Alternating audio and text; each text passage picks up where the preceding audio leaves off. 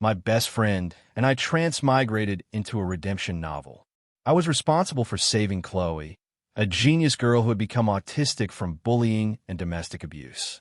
My friend was responsible for saving Emma, a pitiful girl who was paralyzed, disfigured, and abandoned by both her family and father. We worked hard for 10 years. Finally, we turned Chloe, that gloomy and paranoid genius girl, into a respected neurosurgeon. We also transformed Emma, who had been trampled into the dirt by everyone, into a dazzling movie star. Just when our redemption was about to succeed, and we would stay in this world to live happily ever after with our loved ones, their first love, Jason, came back. Our progress bar reset to 0 overnight. 10 years of dedication became a joke. My friend couldn't accept it and went to find Emma. But he saw the actress, Emma, who just the day before had told him she would love him forever and wanted to be with him always, now gazing at her newly returned first love, Jason, with infatuated eyes, tears welling up. "Jason, you're finally back. You have no idea how much I've missed you all these years." That night at Jason's welcome party, this actress who never liked to appear at social events played piano piece after piece for him. My wife Chloe also set off fireworks all night long for him, giving this washed-up actor who had returned to public view plenty of face. When I saw those fireworks lighting up the city, I had a moment of clarity. I remembered how back when I was trying to cure Chloe's depression from domestic abuse and bullying, I lived in a basement and ate instant noodles for an entire year. In the darkness, Chloe would hold me, touching. My heart felt like someone had punched it. I blurted out, "You cheating bastards." The person on the phone suddenly changed. The person who always spoke to me gently and called me Ethan now said coldly, "Ethan, if you have issues, take them up with me." "Why are you cursing Jason?" Didn't you want to never see me again? Why can't you handle it now? You really are as despicable as Jason said. My brain buzzed. Then my head, which had never hurt before, suddenly started throbbing like crazy. For the first time, I felt the pain that was constantly happening to Tyler. Brain cancer really hurts so much. In that moment of agony, I was still thinking, I had been so good to Chloe. I had saved her for over a decade. To earn money for her treatment, I worked 8 jobs a day. To protect her from domestic abuse and bullying, despite being naturally timid, I gritted my teeth and stood in front of her time and time again. I gave her so much. How did I become despicable just because of one word from her first love? I really couldn't understand. It hurt too much. Too much. The pain lasted a long time. When I finally regained consciousness, I found that Chloe had blocked me. Using Tyler's phone to call, she immediately blocked that too when she heard my voice, not giving me any chance to speak. Unable to contact Chloe, I had to go home to find her. But as soon as I opened the door, I saw Jason coming down the stairs in a bathrobe. His pale collarbone was covered in intimate marks. Seeing me, he cried out in alarm and threw himself into Chloe's arms as she followed him down, as if afraid. "Chloe, I'm scared." Chloe held Jason protectively, looking at me mockingly. "Weren't you so tough? What are you back for now?"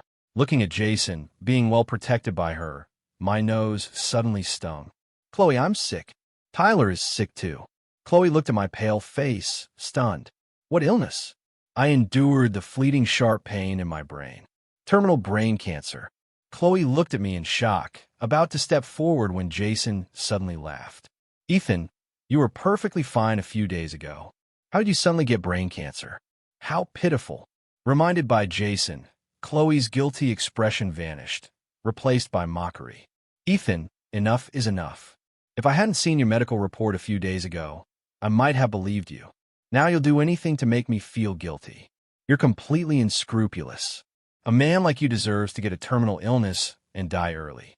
My heart ached sharply. I desperately realized that even though I had already given up on Chloe, she could still hurt me so easily. But I thought this would be the last time. I smiled bitterly. "It doesn't matter if you don't believe me, but you can't refuse to help Tyler. He also has brain cancer. The tumor is in a bad location, right on the main artery. Our attending physician doesn't dare operate. Only you can help him." Chloe looked at me hesitantly, about to speak when Jason laughed even louder. "Ethan, what a coincidence. You and Tyler are such good friends that you even get the same illness. You really are best buddies. Chloe exploded in anger. Enough, Ethan. You two are absolutely shameless.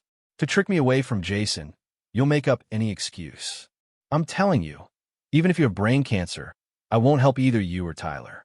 Dream on if you think you can separate me from Jason. My vision went black and cold sweat broke out on my back. The physical discomfort made me want to give up. I thought I might as well just die, but I couldn't. Tyler couldn't. He was too pitiful. Fighting through the discomfort, I walked forward, instinctively wanting to grab Chloe's arm and shake it to plead with her like I used to. But the instant I reached out, Jason in Chloe's arms started screaming like he'd gone mad. Don't choke me. I was wrong. Slap. The next second, Chloe's hand struck my face hard. Ethan, let go of your filthy hands. My head rang. My eyes instantly went white. Intense dizziness enveloped me. In a daze, I saw Chloe anxiously holding the still, screaming Jason as they left. Before leaving, I heard Chloe loudly telling me to get lost. The door slammed shut. I couldn't hold on anymore and collapsed. I don't know how long I slept. When I woke up, the sky outside was completely dark. There was still dried blood on my nose. I smiled bitterly. Chloe's slap had nearly killed me. Turning on the light, I looked at the photo of Chloe and me hanging on the wall. In the photo, she was looking at me with deep affection, as if I were her only light and salvation. I suddenly remembered that was actually Chloe's lowest point. In this book, she was an absolutely tragic character. As a child, she was abandoned by her mother. Her only father was a violent drunk who would beat her savagely whenever something upset him. When she finally grew up, she encountered bullying. In college, her project was accused of plagiarism by her teammates. That time, she almost didn't make it.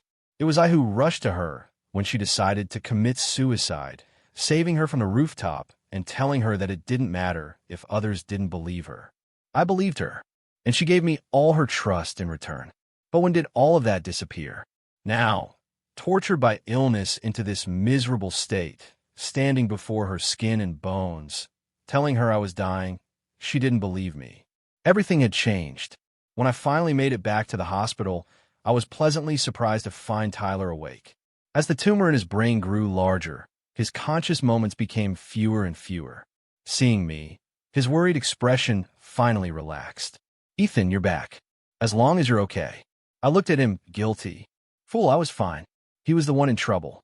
Unable to hold back anymore, I gripped Tyler's shoulders. Tears instantly fell. Tyler, I'm sorry. I couldn't get Chloe to come help you. She doesn't believe me. Tyler patted my back, gritting his teeth. That is fine if she won't come. We'll find someone else. Dr. Miller just said there's a brain specialist from abroad who's even better than Chloe. As long as we can get $5 million, he'll come operate on me. My eyes lit up. There's always a way out. $5 million wasn't a problem for Tyler and me. Whether it was his wife, Emma, or Chloe, they were both successful now. We'd worked hard all these years. It was time to collect some interest. I contacted Dr. Miller, saying we could get the money and asking him to contact the specialist. But when I tried to pay, I discovered Chloe had frozen my cards. Tyler snorted. Use mine, he said magnanimously, but soon he couldn't be magnanimous anymore because his cards were frozen, too. Tyler stared at the POS machine for a long time. I walked over and took his hand sympathetically.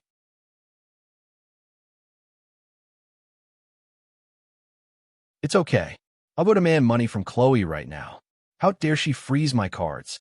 Tyler grabbed my hand. You're right. How dare they freeze my cards? I'm calling Emma right now. Tyler's face had gone white again. I knew he was in pain again. Pressing his temple, he called Emma with trembling hands. Emma's agent answered. Tyler, what is it? Emma is busy. Busy at midnight. She just didn't want to take Tyler's call. Tyler laughed coldly. Tell Emma to give me $5 million or I'll expose her affair with Jason. Let everyone see their beloved goddess is actually a cheap homewrecker. The person on the phone quickly changed. Emma's voice came through. The Emma who once clung to Tyler desperately from the mud now spoke with utter coldness. Tyler, how can you be so despicable? Jason is so kind. Why won't you leave him alone? You really are as bad to the core as Jason said. Tyler clutched his chest tightly, taking a deep breath. Yes, I'm bad. So, for your kind, Jason, remember to transfer the money to my account within 3 days. Otherwise, I'll ruin both of you. Emma compromised, but Tyler didn't seem like a winner either. His headaches lasted even longer now. Even painkillers no longer worked. Fortunately, Dr. Miller brought good news. The foreign specialist agreed to come. As long as the $5 million was in his account within 3 days, he'd fly over immediately. But Emma's money never came. Just as Tyler and I were waiting for this life-saving money, Emma called angrily, immediately questioning, "Tyler, you lying scumbag. Didn't you say you'd leave Jason alone if I gave you money? Then why is there a scandal about Jason every day now?" "Tyler, I'm telling you, I won't give you a cent of that $5 million, and I'm divorcing you, leaving you with nothing. Jason says you and Ethan claim to have brain cancer. Since that's the case, just go die." Tyler couldn't take the shock anymore and vomited blood before passing out completely. The monitors connected to him started beeping frantically. I felt along the wall for the call button to summon a doctor, but couldn't find it anywhere. Not until I fell hard to the floor, bloodying my head, still finding nothing. I hadn't told Tyler that actually, I'd already gone blind. The cancer cells were more terrifying than I'd imagined. Hearing the monitors beeping grow more shrill, I broke down crying and screaming, hoping a passing doctor or nurse would help us. But heaven seemed deaf to my pleas. No matter how much noise I made, no one came. As Tyler's breathing grew weaker and weaker, I finally found his hand, gripping it as I choked out, "Tyler, maybe it's better to go like this. Living is too painful, too painful. Don't be afraid. I'll come find you soon. In our next life, we'll still be best friends." Just as I was in complete despair, I heard a familiar electronic voice. Host, what happened to you? Oh my God, how did you end up like this?" Tyler was saved by the system. After understanding what had happened during this time, the system kept apologizing to us. "I'm so sorry, hosts. I really didn't know this would happen. After I applied to the main system, I somehow got disconnected. As compensation, when you return to the real world, I'll give each of you $200 million. "How's that? $200 million. Tyler and I exchanged glances. Actually, we could endure that suffering a bit longer. Seeing we had no objections, the system breathed a sigh of relief and told us, "Hosts, pack up. You can go home now." We were stunned. "We can really go home?" "Yes, right now. Although you didn't complete the mission, you have enough points, so you can return to the real world.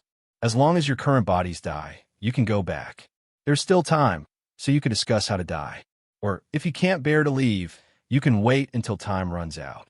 Tyler and I shook our heads frantically, indicating we wanted to die immediately. After all, there were 200 million waiting in the real world. Who would want to stay here, playing with those two trashy women? Tyler and I chose to jump from the building, the most tragic way to die. Since those two trashy women didn't believe we had terminal illnesses, now they could open their dog eyes and see. After deciding, we walked out of the hospital room together. Coincidentally, we ran into Chloe and Emma, who had come to the hospital with Jason. Maybe heaven had eyes after all.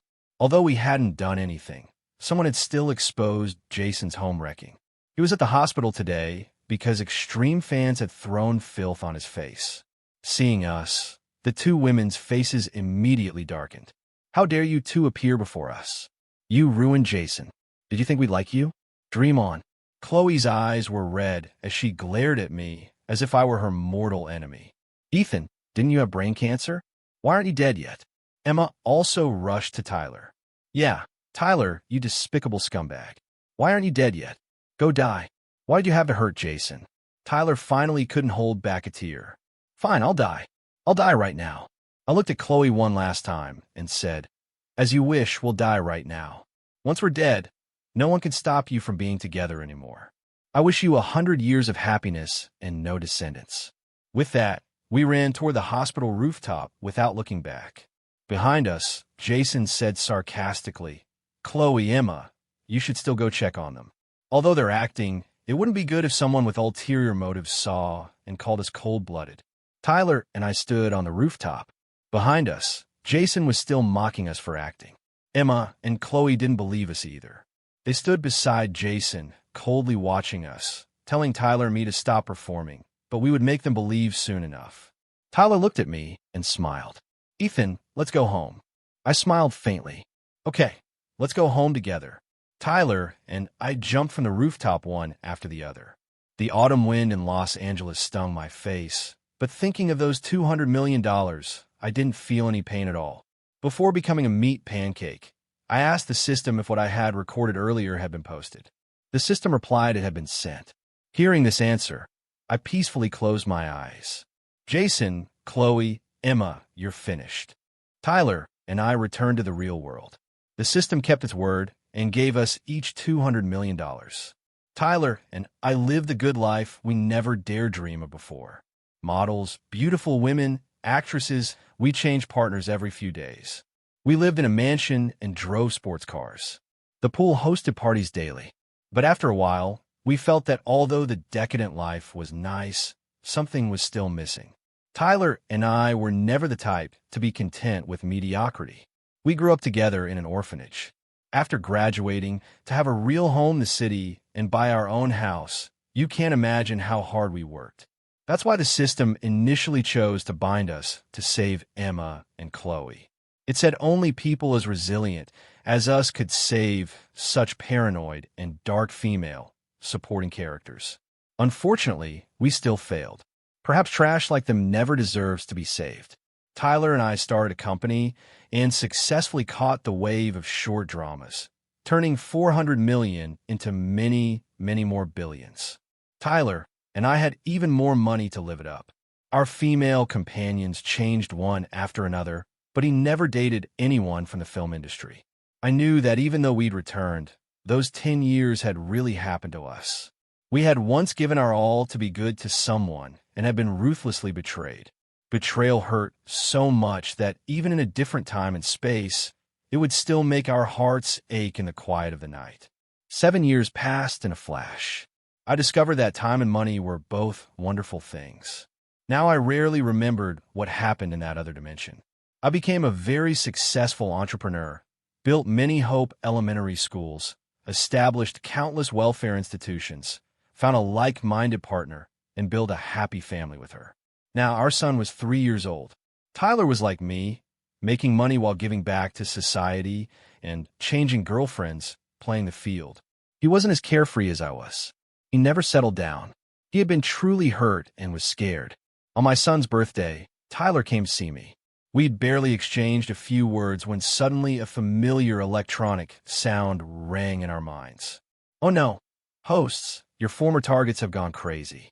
They kidnapped the male lead of that small world and almost caused it to collapse. Now they're coming to this world to find you." As the words fell, we saw Chloe and Emma appear in the center of the villa. Seeing us, both women's eyes instantly gleamed. Chloe rushed to me, gripping my neck and continuously tightening her hold. In her eyes danced a frightening madness. "Ethan, you're so cruel. Do you know I've missed you so much all these years? I've nearly gone insane. How could you bear to abandon me?" On the other side, Emma was tying Tyler's hands with a necktie, biting his neck, and continuously applying pressure. "Brother, I almost died. This time, I'll never let you go again. I'll lock you up, break your legs so you can never run away." Chloe was also grinding her teeth against my neck. "Yes, I'll break your legs too, make you a golden cage, lock you inside so you can never leave me in this lifetime." Tyler and I exchanged glances, thinking these two had gone insane. As their words grew crazier and crazier, I couldn't help but laugh. "Huh, break our legs and lock us up?" Chloe raised her head with a sinister expression. "Yes, lock you up." Hearing this, I laughed even louder. Chloe looked at me strangely. "You don't believe me?" I looked at her coldly. "Of course, I don't believe you, Chloe. This is our world, not yours. You dare to spout such nonsense in my world. Dream on." Chloe gripped my wrist tightly, as if she'd break it the next second. That was her usual move against enemies. I never thought she'd use it on me. "Then I'll make you believe right now." I looked at her contemptuously. "You're dreaming." Just as Chloe was about to strike, she and Emma were pinned to the ground by security guards who rushed out. Even as we had them sent to the police station, Emma and Chloe hadn't processed what happened. They never imagined we could be so heartless, nor that we'd have the means to employ so many bodyguards. But now they knew. Tyler and I were formidably strong now. We were no longer the fools who revolved around them. The system said Chloe and Emma went crazy after we died. The recording I made before dying ruined them and Jason. Then, very quickly, through others' revelations, they learned the truth about why Jason left them to go abroad. It wasn't because his family business failed and he had to hide from debts abroad. He had been a homewrecker here and had to leave the country to avoid the powerful family of the wife he'd wronged. Their first love was rotten. They finally belatedly realized how good Tyler and I had been. But we were already dead. We died in such a tragic way right in front of them. They were already darkly obsessive by nature. After discovering we truly left, they kidnapped Jason, wanting to kill him as a sacrifice to us. But Jason was the male lead. If he died, the small world would collapse. Seeing they'd gone completely insane, the system helplessly appeared and made a deal with them. It agreed to let them come to the real world to find us. If after 7 days we agreed to go back with them, everyone would be happy. Otherwise, they would return to before they met us and start over. After hearing this, Tyler and I both said, "They're completely insane." My wife and son fearfully gripped my hand. "Honey, Daddy, you won't go back with her, right?" "Of course not. How could I possibly go back with them? Why would I give up this good life to be their servant?"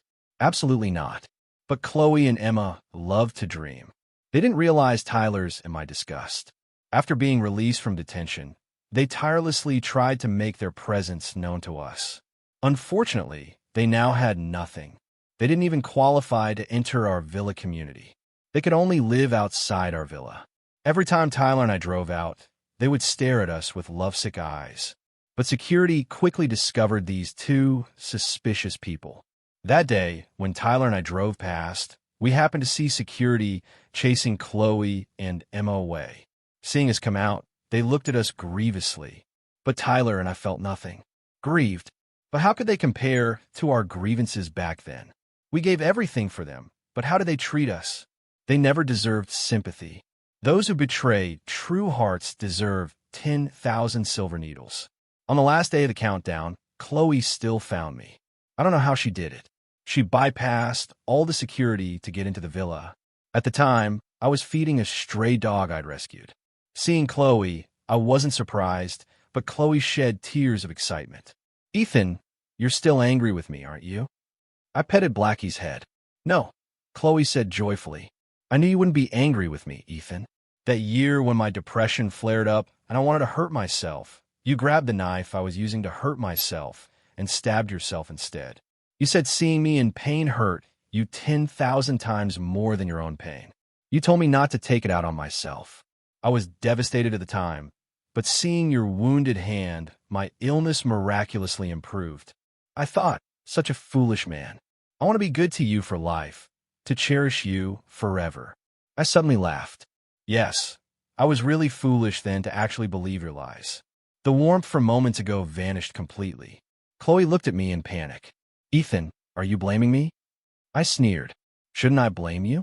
Saving you from that rooftop was the biggest mistake I ever made because I discovered you're not even as good as this dog I keep. When I found Blackie, he was like you back then, nearly beaten to death. I treated his wounds and illnesses, but later I discovered Blackie was nothing like you at all. After I healed him, he treats me as his master, wags his tail at me, and protects me.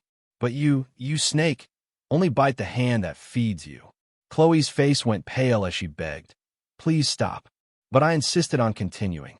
I stared at her desperate face and said, "Word by word, you don't deserve to have me go back with you. Trash like you only deserves to be trampled in the mud by everyone in a world without me." Chloe finally broke down sobbing. But after just a couple of sobs, she was chased away by Blackie, who was protecting me. After Chloe left, I walked out of the bedroom. In the living room, I saw Tyler holding a wine glass with a mocking smile. Emma just came to find me. She actually asked me to go back with her. She said she'd spend the rest of her life atoning to me. Who cares about her atonement? Isn't it better for me to be a happy, single rich man here? What delusions? What daydreams? Seeing the smile on Tyler's face, I knew he had completely let go too. Emma would never be his nightmare again. Before leaving, they knelt in the yard, begging Tyler and me to come out and see them one more time. But we were just upstairs singing happy birthday to my son. We didn't spare them a single glance, just like what they had done to us back then, utterly cold and heartless. They would be taken to a time without us to face their original fates. And Tyler and I would live countless good days in this beautiful world. Epilogue. The bustling noise of crowds surrounded her. Chloe jolted awake to find herself standing on a rooftop. Behind her stood classmates full of malice.